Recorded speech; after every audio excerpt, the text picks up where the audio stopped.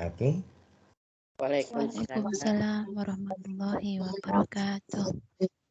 Alhamdulillahilladzi hadana li hada wa ma kunna linahtadiya laula an hadanallah. Asyhadu an la ilaha illallah wahdahu la syarikalah wa asyhadu anna Muhammadan abduhu wa rasuluhu wa la nabiyya wa rasula ba'dah. Wa qala Allah ta'ala fil kitabihil karim. A'udzu billahi minasyaitonir rajim. Man kana yuridul ajilata ajjalna lahu fiha ma nasha'u liman nuridu thumma ja'alna lahu jahannam yashlaha madmuman madhura. Sadaqallahul azim. Wa nahnu ala dzalika minasyahidin wasyakirin walhamdulillahi rabbil alamin.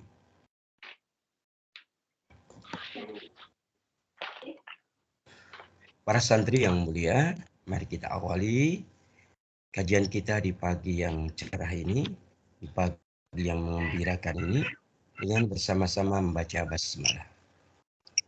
Bismillahirrahmanirrahim. Bismillahirrahmanirrahim. Selanjutnya mari kita bersyukur sedalam-dalamnya kehadirat Allah Azza wa Jalla di pagi hari ini, di pekan pertama bulan Rabiul Awal ya. Bulannya Nabi ini kita masih diberikan nikmat hayat ya, nikmat kehidupan ya. Semoga nikmat hayat di dunia ini ya menjadi nikmat al-hayawan di akhirat nanti ya. Siapa yang masih ingat apa al-hayawan?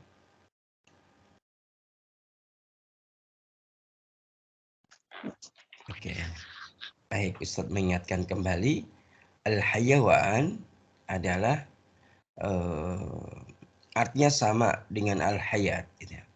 Cuma al-hayawan itu diberikan tekanan lebih hakiki, lebih indah, lebih hebat, lebih dahsyat gitu ya. Jadi kalau al-hayat, kehidupan itu dilekatkan pada dunia, kepada dunia gitu ya. Dan itu kondisi yang biasa. Nah, dan kemudian al-hayawan itu dilekatkan pada al-akhir. Ya, kehidupan kamu akhirat gitu ya. Sehingga kehidupan kamu akhirat itu kehidupan yang lebih baik, lebih dahsyat, lebih indah, lebih hakiki, lebih nyaman dan seterusnya ya.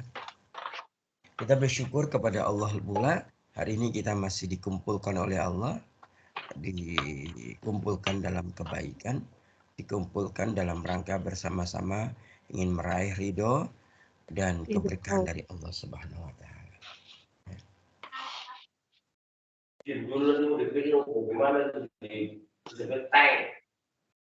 Nah, selanjutnya kita juga bersalawat dan salam.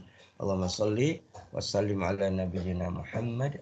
Semoga Allah haturkan, semoga Allah limpah curahkan kepada junjungan kita baginda Nabi besar Muhammad sallallahu alaihi wasallam. Semoga Allah limpah curahkan pula kepada keluarga beliau, sahabat-sahabat beliau hingga seluruh umatnya, pengikutnya sampai akhir zaman nanti. Allahumma. Dan semoga kita termasuk termasuk menjadi golongan dari umatnya Rasulullah Sallallahu Alaihi Wasallam. Amin. Hadirin yang dimuliakan Allah, kita sudah sampai pembahasan kita pada tentang surga. Ya. Nah, masih ingat pada pelajaran pekan yang lalu kita sampai mana tentang surganya? 8 pintu surga. Sampai 8 pintu 8 surga. pintu sudah surga. sampai pintu surga ya. Oke, baik. Sampai 8 pintu surga sudah kita lalui. Nah, baik. Kalau begitu kita lanjutkan. Kita masuk ke darajatu fil jannah ya. Ya. Atau al-maqam fil jannah. Kita masuk ke situ ya. Namun sebelum itu yuk kita dengarkan bersama nasihat ya. Nasihat siapa? Nasihat dari Yahya bin Mu'ad ya. Kita dengarkan nasihat Yahya bin Mu'ad ya, yang tertuang dalam kitabnya Dr. ya, Aid ya. Dr. Aid bin Abdullah Al-Qarni dalam kitab Siyaqul Qulub ya. Dalam kitab ini ulama besar ahli nasihat ya, namanya Yahya bin Mu'ad, memberikan nasihat kepada kita. Qassamat dunya 'alal balwa wal jannata 'alat taqwa. Sungguhnya Allah membagi dunia 'alal balwa ya. Sungguhnya Allah membagi dunia di atas balwa. Balwa ini maknanya lebih dekat dengan bala. Lebih dekat lagi dengan musibah. Musibah. Bukan musibah tapi musibah. Pakai syad ya. Gitu ya. Jadi Allah membagi dunia ini di atas al-balwa. Al-balwa itu apa? Al-balwa itu ujian. Nah, maka mutarodib itu padanan katanya dengan apa? Bala atau dengan ya, jadi seperti itu. Allah membagi dunia ini di atas apa? Al-balwa.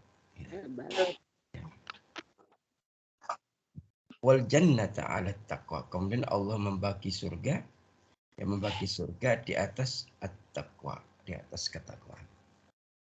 Jadi ketika Allah telah menciptakan langit dan bumi dan apa-apa yang di antara keduanya, Allah sudah membagi-bagi. Ya.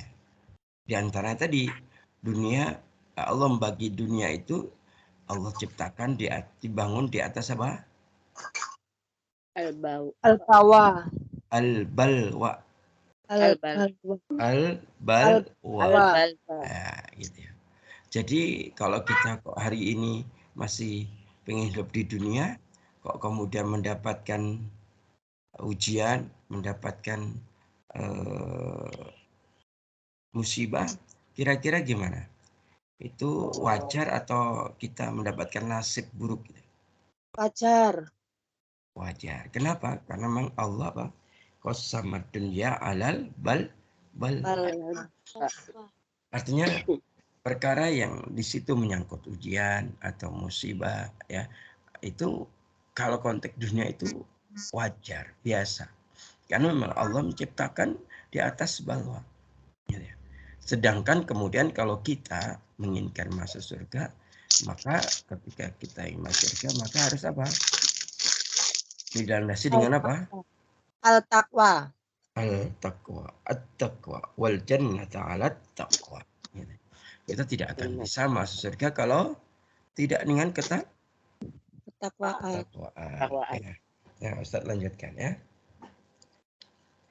Wajuhud taubabina ya. Wajuhud tawabina tajribatun. Kemudian wujuh itu lapar ya. Laparnya orang-orang yang bertaubat kepada Allah.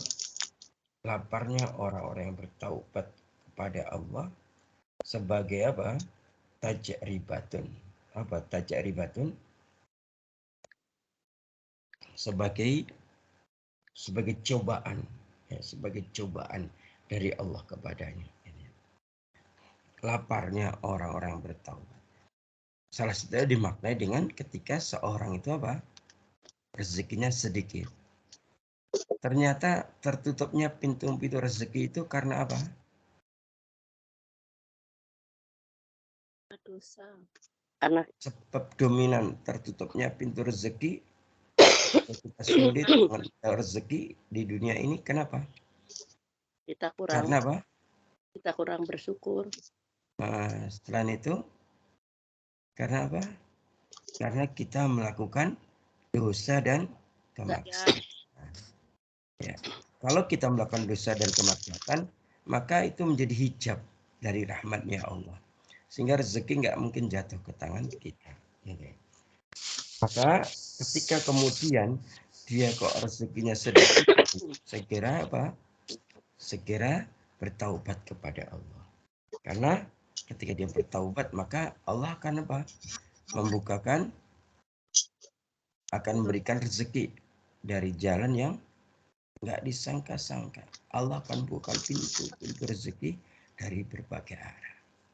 Ya. Amin. Kemudian yang kedua, waju'uz zahidina. Adapun laparnya ahli zuhud adalah siasat atau strategi, gitu ya. Laparnya ahli zuhud itu strategi. Maksudnya apa? Sering Ustadz jelaskan, orang yang zuhud itu biasanya orang miskin atau orang kaya? Orang kaya. orang kaya. Orang miskin. Orang zuhud yang disebut zuhud atau orangnya yang melakukan zuhud namanya zahid, itu biasanya orang miskin atau orang kaya? Orang kaya, Ustaz. Orang kaya. Orang miskin. Orang kaya. Orang kaya. Nah, masih ada dua jawaban. Ada yang jawab orang miskin, ada yang jawab orang kaya. Sebenarnya zuhud itu maknanya adalah kita itu akhraja minad dunia. Zuhud itu artinya kita keluar dari dunia. Gitu ya. Ketika orang keluar dari dunia itu maksudnya dia sudah merasa cukup banget dengan dunia dan dia tidak membutuhkan Dunia. Kira-kira orang kaya atau orang miskin yang tidak Orang kaya, Orang Ustaz. kaya. Orang kaya, orang Ustaz. kaya. Maka zuhudnya, laparnya orang laparnya ahli zuhud itu adalah siasat. Maksudnya apa? Ketika orang kaya, ya maka untuk sebagai siasat atau strategi agar apa? Agar dia tidak bertambah banyak pertanggungjawabannya nanti di yaumul akhir, maka dia menjadi zuhud, menjadi lapar, menjadi tidak apa? Maksud lapar itu dia tidak lagi apa? Membutuhkan dunia. Dia tidak lagi apa? Punya angan-angan terhadap dunia, karena dunia sudah dia Miliki. gitu ya. Maka biar dia nanti bisa terus beribadah kepada Allah. Strateginya bagaimana? Strateginya dia mengosongkan pikirannya, mengosongkan hatinya dari cinta kepada dunia. Gitu ya. Kemudian berikutnya waju'us siddiqina takrimatun. Adapun laparnya orang-orang siddiq merupakan penghormatan. Orang siddiq itu apa? Orang-orang yang benar. Kenapa kok Abu Bakar dikasih gelar as-siddiq? Karena beliau itu membenarkan. Ya, ketika Nabi Shallallahu Alaihi Wasallam menyampaikan kepada orang Quraisy bahwa semalam saya melakukan perjalanan dari Masjidil Haram ke Masjidil Aqsa, naik ke Sidratul Muntaha, kemudian balik lagi ke Masjidil Aqsa, kemudian ke Masjidil Haram. Maka orang kafir Quraisy mencemooh, tidak mempercayai itu. Tetapi Abu Bakar langsung mengatakan, sungguh saya meyakini itu, bahwa apa yang dia katakan dan apa yang beliau lakukan benar adanya. Maka disebut siddiq.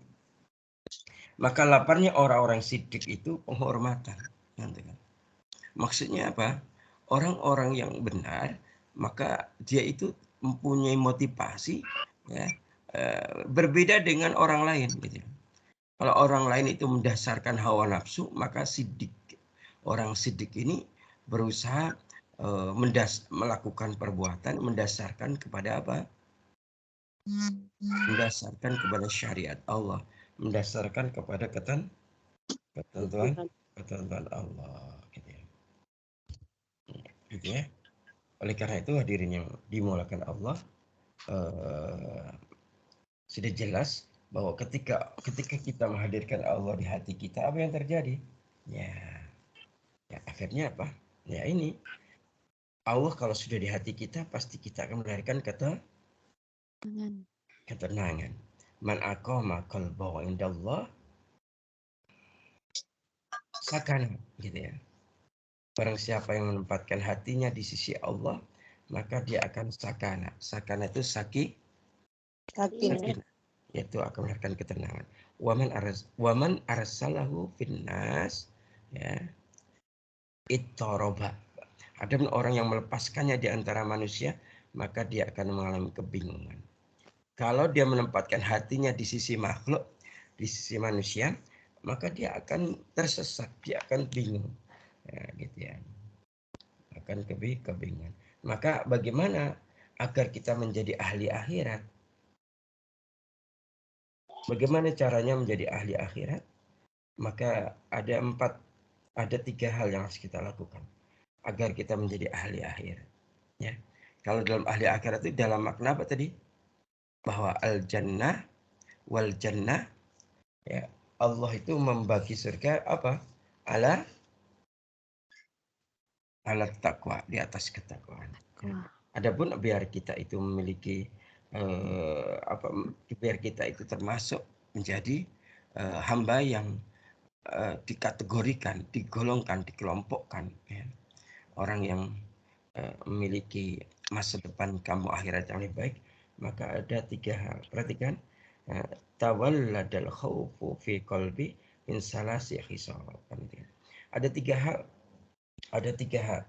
Yaitu kita harus menjadi orang yang khauf, yang kedua orang yang wal wara, ya, orang yang wara, dan yang ketiga kita harus apa?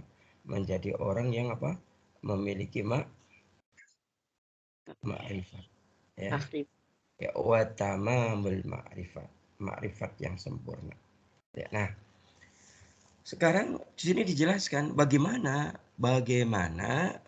menjadi ciri-ciri orang yang khauf itu gimana? Ciri-ciri orang yang apa? Khauf. Orang yang takut kepada Allah itu kayak apa cirinya? Yang pertama adalah ini cirinya, ya. Idamatil fikri muktabiran. Ya. Pertama, dia terus-menerus berpikir untuk mengambil pelajaran. Terus-menerus berpikir untuk mengambil apa? Pelajaran. Ya, gitu ya. Maksudnya apa? Setiap peristiwa yang dia lihat, setiap sejarah pengalaman kehidupannya itu menjadi cabaran sekaligus menjadi ibrah, menjadi cobaan sekaligus menjadi pelajaran terbaik dan kita bisa ambil pelajaran, gitu ya. Nah, ketika seorang itu mengambil pelajaran yang apa? Ini kemudian masuk kategori yang disebut dengan makna iman, ya. Kalau iman itu mengimani yang nampak atau tidak nampak? Yang tidak nampak. Tidak nampak juga diimani. Yang nampak dan tidak nampak. Ya. Kalau di dalam syariat kita yang ketika kita misalnya mengingat janji Allah dan ketika janji Allah itu sudah Allah tampakkan hadiahnya, Allah tampakkan janji Allah itu dan kita sudah lihat, gitu ya, maka di situ sudah tidak iman lagi. Contoh sekarang, ini jaringan mungkin sudah memahami apa hadiah Allah ya Allah berikan kepada hamba Allah yang rajin, yang istiqomah di dalam menuntut ilmu seperti ini. Ya. Di antaranya Allah akan memudahkan jalan kita menuju surga. Di antaranya Allah akan mewariskan apa? Al-ilmu, gitu ya. Kan Rasulullah wafat tidak mewariskan dinar wa dirham, tapi Allah mewariskan ilmu. Maka barang siapa mengambilnya, maka sungguh dia telah mendapatkan bagian yang banyak dalam kehidupan dunia dan akhirat, kan itu. Ketika kita berada di majelis ilmu, maka Allah menurunkan para malaikatnya. Kemudian para malaikat itu akan meliputi kita, menaungi kita. Kemudian Allah akan memberikan apa? Lapis-lapis keberkahan dalam kehidupan kita. Bahkan Allah akan apa? Meniupkan ketentraman dalam hati kita. Itu janji Allah. Nah, yang janji-janji Allah ini nampak atau tidak nampak? Tidak nampak. Tidak nampak. Nah, ketika kita meyakini apa janji Allah tidak nampak, itu baru disebut iman. Nah, sering kalau yang disebut dengan apa tadi? Idamatil fikri mu'tabiran, ya, mu'tabiran atau mengambil iktibar. Kita itu kalau kita itu orang khauf itu orang suka mengambil iktibar. Pintar mengambil pelajaran. Berarti apa? Dia akan fokus kepada yang fokus kepada keimanannya, fokus kepada yang tidak nampak. Karena dunia itu dibangun di atas balwa, kan itu kan. Yang nampak sih ujian, tapi kita akhirnya apa? Kita akan fokus kepada yang tidak nampak. Ketika Allah menguji kita, maka kita jangan fokus kepada yang nampak. Kalau ketika diuji yang nampak apa? Masalah. Itu yang nampak. Nah, disebut orang jahil, disebut orang kurang ilmu kalau ketika diuji yang dia apa? Yang dia fokuskan kepada yang nampak. Sehingga dia harus mengeluh ke sana kemari. Dia harus curhat ke sana kemari. Dan itu menunjukkan ketidakyakinannya kepada Allah Subhanahu wa taala. Maka bagi orang yang beriman ketika diuji dia akan melihat apa yang tidak nampak. Dia selalu berpikir, kira-kira apa hikmah terbaik yang Allah berikan kepada kita? Kira-kira hadiah terbaik apa yang Allah persiapkan di balik ini semua? Begitu. Ya. Jadi itu yang pertama, ciri orang khauf. Yang kedua adalah wasyauqi ilal jannah musfiqan. Ya. Bahwa orang khauf itu di dalam hatinya ada apa? Ada kerinduan, asyauqi, kerinduan. Kerinduan kepada apa? Jannah. Ya, kerinduan kepada surga. Jannah.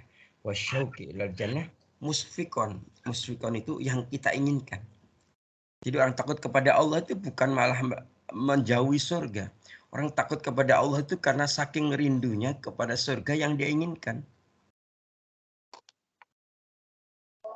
Dengan masih ingat itu ya, masih ingat. Ketika sebenarnya Allah menyeru kita. Menyeru kita masuklah ke dalam surga Firdaus. Masih ingat betul? Pernah Ustaz sampaikan? Iya. Ya, Pernah, Ustaz. kita masuk ke dalam surga Firdaus. Kan gitu. Allah memberikan apa? Mengajak. Ya. Allah mengajak siapa? Hamba semua manusia semua hambanya Allah diajak. Ayo semua. Yuk kita apa? Semua yuk kita apa? Masuk surga. Masuk surga kan itu ya. Semua diajak. Ayo kita semua masuk apa? Surga. Masih ingat itu ini ya. Qad da'aka ila daris salam. Kan itu kan? Allah memanggilmu. Allah telah memanggilmu menuju kemana? Ke Darussalam. Kan itu kan? Kan itu. Allah telah memanggilmu ke Darussalam. Nah ayatnya yang pernah kita bahas adalah surat Yunus surat ke-10 ayat 25 itu. Bismillahirrahmanirrahim. Wallahu yad'u ila Darussalam wa yahdi man yasha'u ila syiratal mustaqim. Allah berfirman, Allah menyeru manusia ke Darussalam atau ke surga dan menunjuki orang yang dikehendakinya kepada jalan yang lurus. Nah itu dia hadirin yang dimuliakan Allah Subhanahu wa taala ya. Jadi ciri orang khauf kepada Allah itu dia itu apa? Dia itu asyauqi ila jannah musfiqan. Dia itu rindu kepada surga yang dia inginkan. Kemudian yang ketiga, orang takut kepada Allah itu cirinya apa? Wa dzikrin mutakhawwafan. Dia itu ingat akan neraka. Kenapa? Karena merasa takut untuk masukin neraka. Itu ya. Kemudian yang karakter berikutnya orang yang beruntung di kampung akhir itu orang yang warok. Orang yang apa? Warok. Apa warok itu? Iya. Warok atau wahra. Dan ini adalah pakaiannya para wali, para kekasih Allah itu orang sangat warok. Termasuk ulama-ulama 4 mazhab itu dari Imam Hanafi, Imam Malik, Imam Syafi'i, Imam Hambali. Semua warok. Mereka berusaha menjaga kesucian dirinya, kesucian pikirannya, kesucian batinnya, kesucian jasadiahnya. Sehingga apapun yang dia masukkan ke tubuhnya, dia sangat berhati-hati. Apapun yang ketika berlisan berhati-hati. Apa yang dia dengarkan, dia memilih. Ketika dia melihat, maka dia berusaha melihat yang diberkahi Allah Subhanahu wa taala. Bagaimana indikator atau ciri orang yang wara' itu ada 3. Wal wara'u min salasin khisal. Orang yang wara' itu ada 3. Ya, ada 3 hal. Pertama adalah min azza. Perhatikan, min azzan nafsi wasihatil yaqin. Pertama ini. Ya. Orang yang pertama orang yang jiwanya kuat, ya. Ngazil nafsi pertama ya. Orang yang jiwanya apa? Kuat. Yang dimaksud jiwanya kuat itu jiwa yang teguh dalam prinsip. Jiwa yang di dalamnya dia berusaha menjaga nilai-nilai kesucian. Jiwa yang di dalamnya dia berusaha bagaimana terus-menerus berada di dalam jalan Allah, atau dia ketika memilih dia berusaha memilih sesuai dengan pilihannya Allah. Ketika dia punya keinginan sesuai dengan apa? Keinginan. Allah Subhanahu. Kemudian yang kedua apa? Wasihatul yakin. Kemudian yang ketiga wasihah, wasyihah, syahih. Apa artinya sahih? Benar atau lurus. Wasihatul yakin berarti orang yang wara itu memiliki keyakinan yang lurus hanya kepada Allah. Yang ketiga apa? Wa tawakku'il mauti. Orang yang wara itu biasanya dia itu berusaha mengantisipasi kematian. Maksudnya dia sangat siap, berusaha mempersiapkan diri untuk menghadapi datangnya Kematian. Dan yang ketiga, ya kalau tadi orang yang beruntung di akhirat itu pertama wara, yang pertama khauf, yang kedua wara, dan yang ketiga yang terakhir apa, Makrifatul. Makrifat. Ya, kalimat lengkapnya watamamul ma'rifat. Ya, kesempurnaan ma'rifat. Dia memiliki apa? Kesempurnaan ma'rifat. Nah, kesempurnaan ma'rifat itu ada 3 ciri. Yang pertama husnul qabul. Pertama, orang yang bermakrifat yang sempurna itu memiliki penerimaan yang baik. Apapun yang Allah tetapkan dalam diri dia selalu ridho dan lapang dada, siap menerima. Maka disebut dengan apa? Husnul qabul. Pokoknya dia menerima apapun yang Allah tetapkan dalam kehidupannya. Apapun ketentuannya dia mau menerima. Kemudian yang kedua apa? Wattaqlidil ilmi. Yang kedua adalah mengikuti ilmu. Yang kedua apa? Mengikuti ilmu. Mengikuti ilmu. Berarti orang bermakrifat sempurna itu ketika dia itu melakukan perkara dengan ilmu. Nah, dalilnya mana Ustaz? Nah, surat 17 ayat 36. Ayo dibuka. Surat 17 ayat 36. Surat 17 itu surat Al-Isra ya. Coba dibuka surat Al-Isra.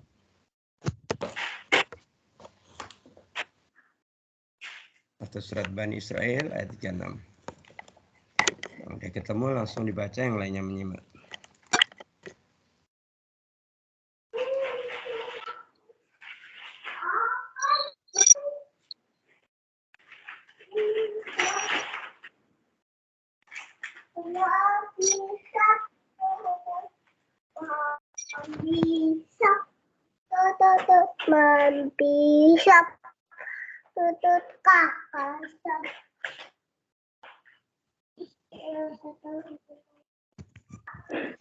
A'udzu billahi minasyaitonir rajim. Bismillahirrahmanirrahim. Wala taqfu ma laysa laka bihi 'ilm. Innas sam'a wal basara wal fu'ada kulla ulaika kana 'anhu mas'ula. Dan janganlah kamu mengikuti sesuatu yang tidak kamu ketahui, karena pendengaran, penglihatan, dan hati nurani, semua itu akan diminta pertanggungjawabannya. Allahumma arhamna bil Qur'an. Allahumma arhamna bil Qur'an. Jadi gitu. Dalilnya wala taqfu ma laisa laka bihi ilmu. Janganlah kamu melakukan perkara apapun ibadah atau pekerjaan apapun, jangan kau lakukan kalau kau tidak mempunyai ilmu. Gitu ya. Kita kan bahasa di sini apa? Wa taqlid. Nah, mengikuti taklid itu kan aslinya taklid itu aslinya hukumnya haram. Taklid itu artinya apa? Ikutan. Itu hukumnya haram dalam agama. Maka dalilnya tadi kita itu nggak boleh mengikutin sesuatu, melakukan sesuatu kalau kita tidak punya ilmunya. Punya ilmu. Wal basyara wal fuada kullu ulaika kana anhu mas'ula. Karena sesungguhnya pendengaran, penglihatan hati itu akan dimintai pertanggungjawaban. Gitu kan? Maka kita harus punya ilmu baru kita melakukannya ya. Jadi disebut orang memiliki ma'rifat yang sempurna, tamamul ma'rifat. Yang pertama tadi husnul qabul, bahwa dia itu memiliki penerimaan yang baik. Apapun yang Allah tetapkan dia siap menerima dengan baik. Yang kedua, wa taqlidul ilmi, kalau dia melakukan perkara apapun mendasarkan ilmu dengan ilmu. Yang ketiga apa? Yang ketiga apa? Kita itu ciri orang yang bermakrifat yang sempurna itu ketika kita itu mempunyai kepedulian untuk memberikan nasihat kepada sesama kita yang membutuhkan. Ternyata memberikan nasihat itu bentuk makrifat. Ketika ada orang yang memang ini kelihatannya kok menyimpang, kita harus mengingatkannya. Kalau ada orang menyimpang dari syariat kok kita diem aja, kita nggak mengingatkan, nah ini pasti harus ditinjau ulang, dilihat kembali makom ma'rifatnya sejauh mana, tingkat ma'rifatnya kepada Allah seperti apa. Begitu para santri yang mulia. Nah, kita akan melanjutkan ya. Melanjutkan ke kitab yang berikutnya, yaitu terkait dengan apa? Kita sudah membahas tentang surga, dan kita kalau sudah memahami pintu surga, kemarin ada berapa? 8 pintu, ternyata ada 12. Kalau sudah tahu pintunya, kemudian ngapain? Tinggal masuk. Ya, ayo kita masuk. Kalau sudah tahu pintunya, kita segera masuk. Nah, ketika masuk, kita masuk di mana? Apakah kita boleh nggak masuk ke sembarang rumah atau bangunan di surga? Tidak boleh. Bolehnya gimana Ustadz? Kita akan masuk ke surga sesuai dengan apa? Amal yang kita perbuat. Ya, atau bahasa lainnya sesuai dengan apa? Makom. Makom itu derajat. Derajat kita itu di surga itu di tingkat berapa? Tingkat berapa kita itu tinggal kan itu. Jangan sampai orang yang seharusnya tingkat 1 dia naik ke tingkat 5 gitu ya. Gitu kan. Kalau masuk tingkat 5, dia pasti dilarang oleh malaikat masuk. Rumahmu bukan sini. Dilihat itu ID-nya. Oh, kamu itu penghuni tingkat 1 sana, turun lagi. Begitu. Nah, maka setelah kita masuk, kemudian kita akan masuk tempat kita, tapi kita harus mengetahui apa? Derajat. Makom atau derajat kita di surga. Nah, kita akan membahas tentang itu ya. Sebagaimana kita memahami secara sunatullah ya, bahwa ternyata ketika kita hidup di dunia pun gitu ya, ternyata di dunia itu manusia itu memiliki kedudukan dan derajat yang berbeda-beda satu sama lainnya. Ada derajat nabi dan rasul ya. Ada derajat para siddiqin, derajat para aulia, kemudian derajat syuhada ya, ada derajat wali wa alim, sudah orang alim dan wali Allah gitu ya. Dan begitu seterusnya. Nah, ternyata di akhirat itu, di surga ini juga ada apa? Juga ada kedudukan dan derajat yang berbeda satu sama lain.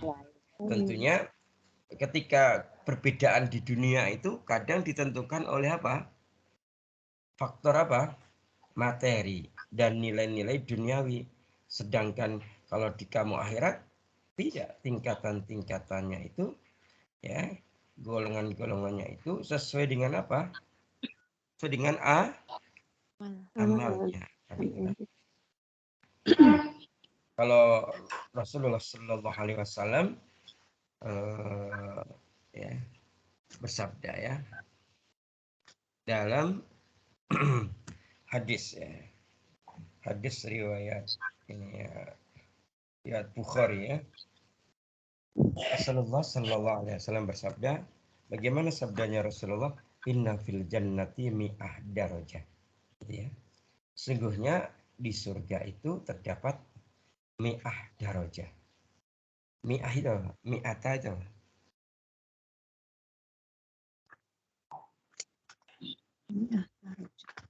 Mi'ah pinten. Wahai santri, mi'ah itu berapa? 100. Iya, 100 ya. Jadi inna fil jannati mi'ah darajah. Ternyata di surga itu terdapat 100 tingkatan. Ya, a'adallahu lil mujahidina fisabilillah, yang Allah sediakan bagi mereka yang bersungguh-sungguh di jalan Allah. Ma bainad darajata ini, di mana jarak antara satu tingkat dengan tingkatan yang lain, kama bainas sama'i wal ardi, seperti jarak antara langit dan bumi. Faida sa'altumullah, maka jika engkau minta kepada Allah, fas'aluhul firdaus, maka mintalah surga firdaus. Jadi kalau sudah pintu dibuka, maka kita harus masuk. Nah, kita tinggal di mana? Kita tinggal di mana itu tergantung kepada apa tadi? Kita itu berada di tingkat keberapa? Derajat kita itu di surga di derajat yang mana gitu ya. Gitu ya. Kenapa? Karena di surga itu ada berapa? Mi'ata dan 100 tingkat. Jadi kayak gitu ya.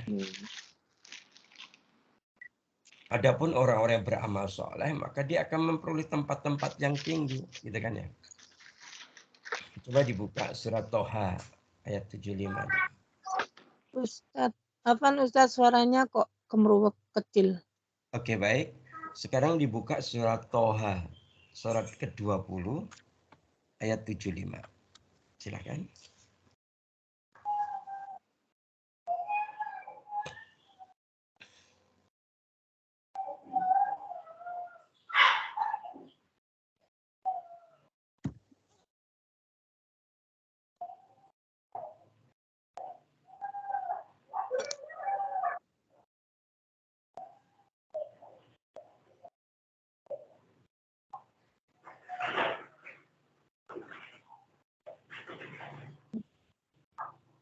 Ya, langsung dibaca yang sudah ketemu. Monggo yang sudah ketemu dibaca Ibu-ibu. Surah Toha ayat 25 nggih. Ayat 75. Ayatnya A'udzubillahi 75. Nggih. Ya, 75. A'udzubillahi minasyaitonirrajim. Bismillahirrahmanirrahim. Wa may ya'tihi mu'minan qad amilas sholihati fa ulaika lahumut darajatul ula. Tetapi barang siapa datang kepadanya dalam keadaan beriman dan telah mengerjakan kebajikan, maka mereka itulah orang yang memperoleh derajat yang tinggi atau mulia. Shadaqallahul adzim. Allahumma bil Quran. Nah, di sini ternyata lagi-lagi dijelaskan oleh Allah bahwa sungguhnya tingkatan kita itu di mana, kita itu berada di derajat yang mana di surga, bergantung kepada apa? Bergantung kepada Amal kebajikan. ya, kalau bahasanya apa di sini? Qad amilas sholihah. Kesungguhan kita dalam beramal soleh. Sungguh-sungguh.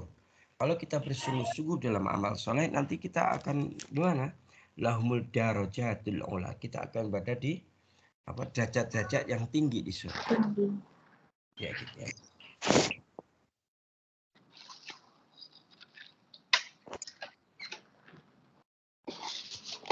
Dirinya dimulakan Allah Subhanahu wa taala ya.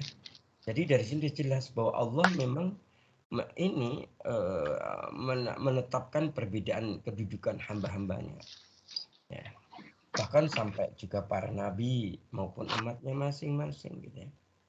Allah menempatkan kedudukan yang apa? Yang berbeda, Tinggi. yang berbeda-beda kan ini. Contoh misalnya, kita punya nabi ya, dan dia khotamun nabiyyin, kan gitu kan? Nabi terakhir karena dia apa? Penutup para nabi. Tapi justru kedudukan beliau memiliki kedudukan yang paling tinggi dibandingkan dengan para nabi dan rasul sebelumnya. Jadi para nabi aja ada kedudukan yang berbeda-beda. Nah, demikian juga Pak. Demikian juga hamba-hamba Allah yang lain ya.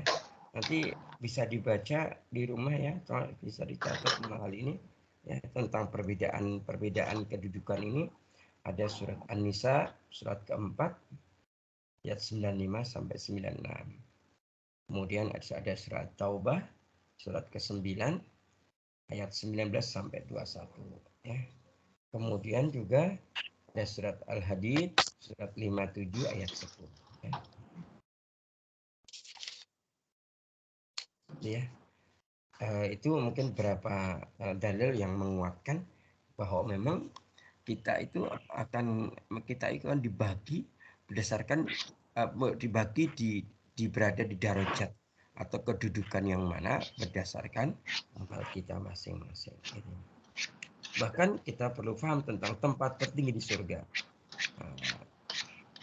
Adalah wasilah yang terletak di surga tertinggi. Jadi kalau misalnya kita itu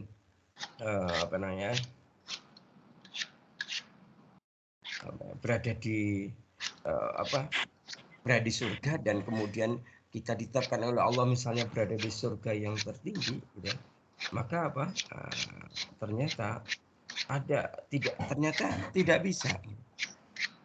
Maksudnya apa? Ternyata di surga itu ada tempat yang tertinggi, tempat yang paling tinggi di surga. Dan tempat yang paling tinggi itu hanya dihuni oleh seseorang. Jadi gini maksudnya. Coba tingkatan yang paling tinggi dan paling tengah dalam 100 tingkatan surga itu surga apa? Firdaus yang paling tinggi. Surga? Kan surga ada 100 tingkat. Dan yang paling tinggi atau paling tinggi dan paling tengah surga apa? Surga Firdaus. Nah, surga Firdaus. Ternyata surga Firdaus itu di situ ada tempat yang paling tinggi di surga Firdaus. Dan itu hanya dihuni oleh satu orang. Di surga Firdaus ada tempat yang paling tinggi dan hanya dihuni oleh satu orang. Siapa dia? Rasulullah Sallallahu Alaihi Wasallam. Dalilnya di mana? Dalilnya ini dalam hadis riwayat Sahih Muslim ya. Nanti bisa dibuka dalam kitab Fathul Bari ya. Di mana Rasulullah Sallallahu Alaihi Wasallam bersabda, Inna ahlal jannati yataro ayuna ahlal ghurafi min fawqihim kama yataro ayuna al-kawkaba dzurriyal ghabira fil ufuqi minal masyriq awil maghrib litafadul lima bainahum qalu ya Rasulullah tilka manazilul anbiya la yablughuha ghairuhum qal bala walladhi nafsi biyadihi rijalun amanu billahi wasaddaqul mursalin. Rasulullah ngendika gimana? Sesungguhnya para penghuni surga sering melihat para penghuni kamar di atas mereka. Bagaimana mereka melihat bintang-bintang cemerlang di langit yang bergelombang untuk tenggelam di ufuk dari arah timur dan atau barat. Karena ada perbedaan keutamaan di antara mereka. Jadi para penghuni surga itu sering melihat-lihat ruangan yang atas. Nah, ketika melihat ruangan di atasnya itu seperti melihat apa? Bin? Seperti ngelihat apa? Bintang. Jadi kalau misalnya orang itu melihat tingkatan di atasnya itu, melihat orang yang di atasnya, terlihat seperti bintang-bintang yang cemerlang. Kemudian para sahabat bertanya, ya Rasulullah, tilka manazilul anbiya. La yablughuha ghairuhum. Kemudian sahabat bertanya, wahai Rasulullah, bukankah kedudukan para nabi tidak akan dapat dicapai oleh orang lain? Gitu ya. Kemudian Nabi menjawab, bala, benar. Walladzi nafsi biyadihi. Demi zat yang jiwaku berada dalam tangannya. Rijalun amanu billah wa saddaqul mursalin. Namun dapat dicapai oleh orang-orang yang beriman kepada Allah dan benarkan para rasul. Ternyata manusia, hamba Allah itu bisa memiliki derajat di atasnya para nabi. Syaratnya apa tadi? Rijalun amanu billah. Ketika rijalun menunjukkan manusia yang beriman kepada Allah, wasaddaqul mursalin. Kemudian membenarkan para rasul. Ya. Baik ya. Baik para hadirin yang dimuliakan Allah, jenengan sudah capek belum jalan-jalan dari tingkat 1, tingkat 2 sampai tingkat 100? Sudah capek belum? Belum. Belum. Oh, lihat satu dulu. Kok capek? Senang sekali. Nah, tapi sudah capek kan? Tidak terasa. Kalau capek, yuk kita istirahat dulu. Istirahat di mana? Istirahat yang paling enak itu, istirahat yang paling nyaman itu di mana? Kita duduk-duduk di pinggir sungai. Sungai-sungai yang ada di surga. Sambil menikmati keindahannya, kemudian kita bisa meminum air, bisa minum al-kasar, minum madu, bisa meminum laban itu susu, bisa meminum khamr di situ. Ya. Sehingga kita tadi capek-capek sudah lihat-lihat rumah-rumah kita di surga, kita segar kembali badan kita. Ya, para santri yang mulia, kita masuk ke keterangan terkait dengan apa? Naharon fil jannah. Sungai-sungai di surga. Ya, yuk kita duduk di ini gitu ya. Mungkin jenengan yang ingat tradisi, bukan tradisi tapi kebiasaan. Kalau Ustadz JHK, kalau hari Selasa itu, hari Senin atau Selasa itu biasanya Ustadz ngomongnya hari libur nasional. Karena Ustadz biasanya on air ya. Ingat gak on air itu apa? On air. Nah, Ustadz biasa ada jadwal ke air. Air. Gitu. Pantai. Kan Iya, udara. pantai. Pokoknya ke air ya. Di sana kan pilihannya banyak. Ya. Kalau hari Senin berarti diantar santri Senin. Gitu ya. Gitu ya. Nah, di situ ternyata beda. Kalau itu duduk di pinggir pantai gitu ya, kita melihat keindahan lautan, kemudian dan semua perhiasan di situ, kita akan merasa nyaman. Ya.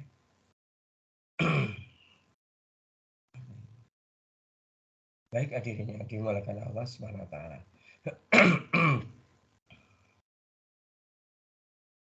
Nah, sebentar ya, saya angkat telepon boleh? Boleh, Ustaz. Oke. Waalaikumsalam warahmatullahi wabarakatuh.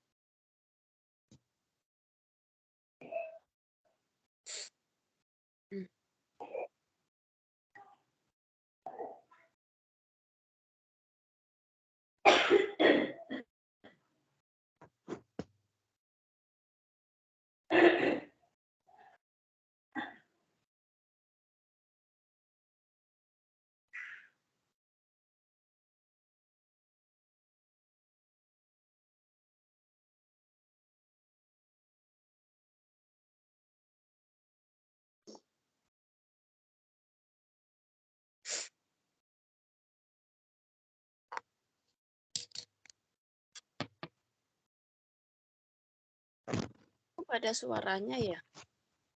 Ustaz lagi angkat telepon. Ustaz lagi telepon, Mbak.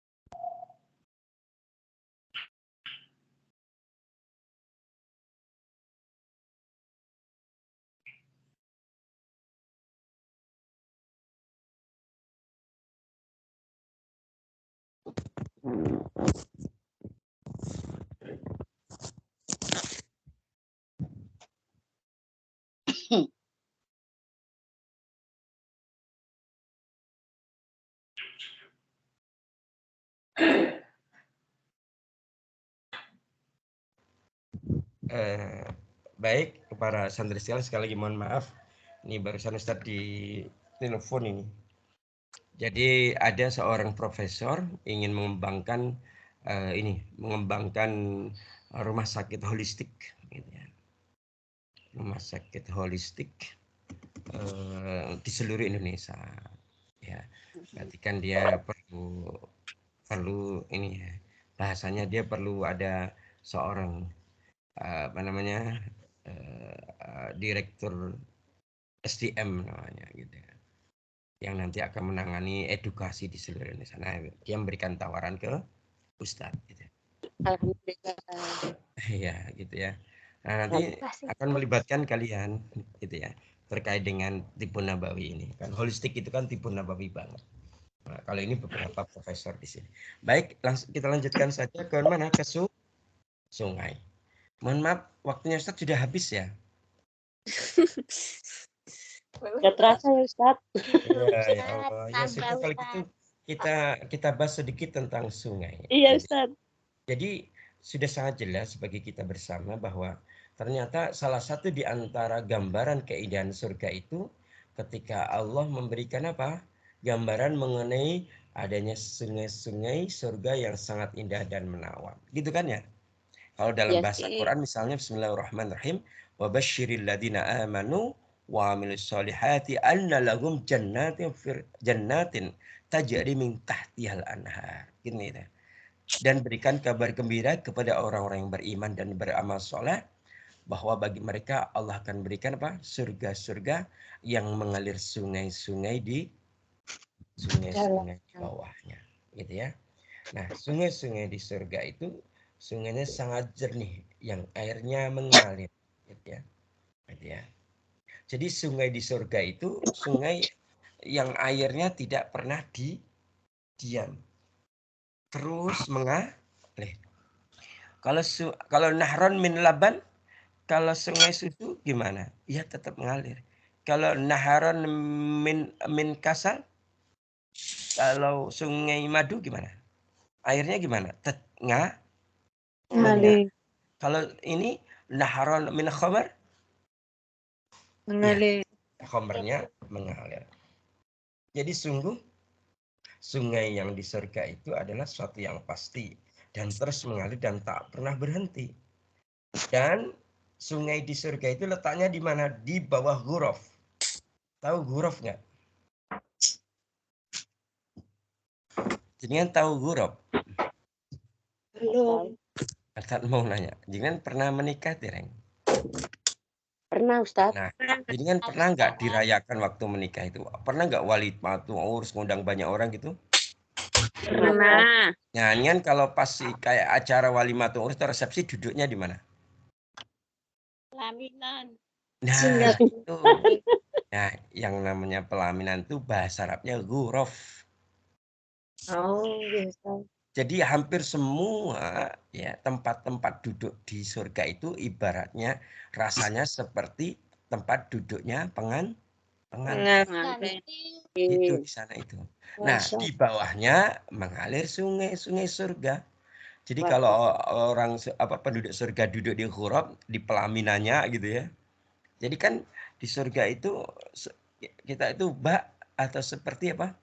Pengantin baru terus karena setiap hari bisa duduk di ghuraf. Halo, kita kan sekali-sekali doang, betul nggak? Iya Ustaz. Nah, ada sih yang 2 kali, ada juga sih kan itu kan. Nah, gitu. Tapi umumnya sekali udah. Itu aja rasanya seperti menjadi raja dan ratu sehari, gitu kan?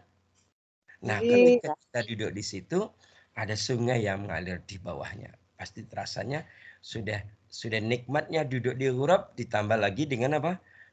Lebih nyaman lagi dengan keindahan adanya sungai yang mengalir di bawah. Yang mengalir. Ya. Bahkan ada yang lebih menakjubkan lagi apa? Sungai di surga itu, yaitu ini. Tidak hanya airnya jernih yang mengalir dan segar rasanya, namun apa?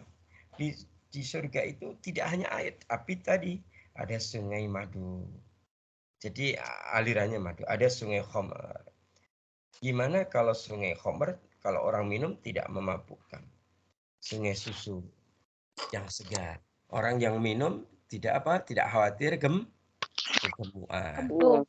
Kalau orang di dunia kadang menghindari susu karena diet, gitu kan. Kalau di sana minum seberapa banyak pun semakin segar badannya, semakin sehat badannya, kan itu.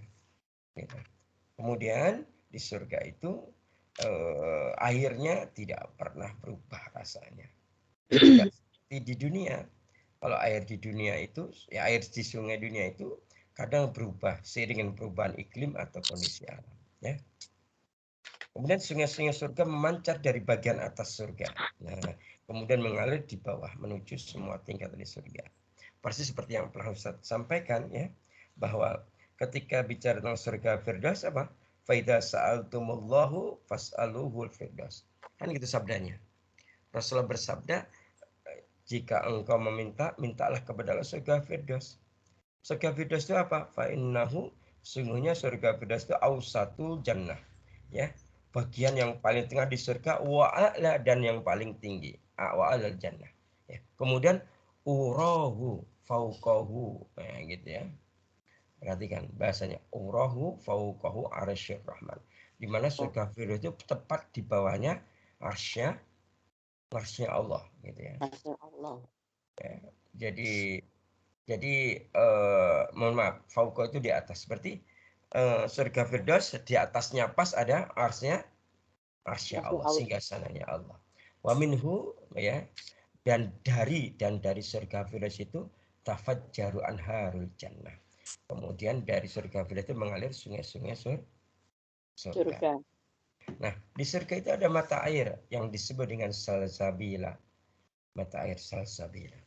Di mana mata air salsabila ini diperuntukkan untuk siapa? Untuk muqarrabin, orang ahli mendekat kepada Allah, orang yang sangat dekat dengan Allah. Bahkan kemudian di surga itu ada air campuran dari kafur,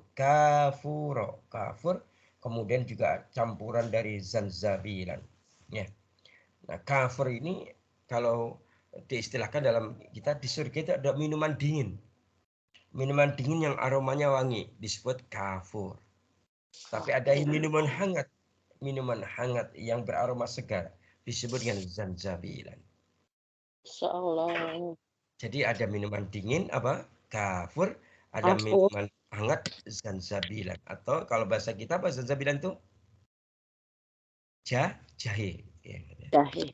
Di mana kafur sama zanzabilan itu Allah peruntukkan untuk siapa? Abrar. Untuk orang yang berbuat yang berbuat baik, gitu ya. Nah, gitu ya. Dan gitu ya. Ternyata sungainya kan macam-macam. Kemudian yang terakhir sebelum kita akhiri, ya, Rasulullah Shallallahu Alaihi Wasallam itu pernah masuk surga. Tiba-tiba ketika masuk surga pada saat Isra Mi'raj itu, Rasulullah melihat sungai yang di pinggirnya terdapat kemah-kemah yang terbuat dari mutiara. Begini hadis lengkapnya. Dalam hadis riwayat Ahmad dalam kitab Musnad. Ya, ini sahih ya. Kemudian juga ada dalam Sahih Bukhari. Rasulullah bersabda, "Bainama ana asiru fil jannah." Aku pernah masuk surga. Idza ana binaharin hafatahu kibabud durri mujawwafil qultu ma hada ya Jibril, gitu ya. Jadi Rasulullah itu ngendika, aku pernah loh masuk surga pada saat Isra Mi'raj. Kemudian tiba-tiba Rasulullah melihat sungai yang di pinggirnya terdapat kemah-kemah dari mutiara. Kemudian aku memukulkan tanganku ke airnya yang mengalir. Ternyata air itu terbuat dari kasturi. Al-misik, sangat wangi, gitu ya. Kemudian aku bertanya kepada Jibril, gitu ya. Bertanya, ma hadza ya Jibril? Ini apa ya Jibril? Apa ini Jibril? Ma hadza ya Jibril? Kemudian Jibril menjawab, hadal kausar. Ini adalah telaga al-kausar. Ini adalah sungai al-kausar. Alladzi a'taka rabbuk, yang diberikan Allah kepadamu. Maka nanti yang namanya di mana? di Yaumul Mahsyar itu nanti ada sungai namanya Sungai Al-Kautsar. Itu sungainya Rasulullah. Ketika di Yaumul Mahsyar itu Rasulullah itu di situ menunggu umatnya. Menunggu umatnya gitu ya. Maka ada yang Allah undang ke situ, ada yang tidak. Maka setiap umatnya Rasulullah dalam ke situ, maka Rasulullah mengambilkan satu gelas air dari Al-Kautsar, dari sungai atau dari dari telaga Al-Kautsar. Setiap yang minum satu gelas, maka setelah itu dia tidak akan haus selama-lamanya gitu. Tapi tidak semua orang bisa ke situ. Maka kita mohon kepada Allah, kita membayangkan kita menjadi salah satu dari hamba Allah yang Allah panggil sehingga bisa hadir mendekati Rasulullah, kemudian Rasulullah melayani kita memberikan satu gelas air dari Al-Kautsar, insyaallah. Mungkin begitu yang bisa Ustaz sampaikan, mudah-mudahan ada manfaatnya. Kita akhiri dengan hamdalah dan doa kafaratul majelis. Subhanakallahumma bihamdika astaghfiruka wa atubu ilaik. Wassalamualaikum warahmatullahi wabarakatuh. Waalaikumsalam. Jazakallahu khairan, Ustaz. Kesehatan.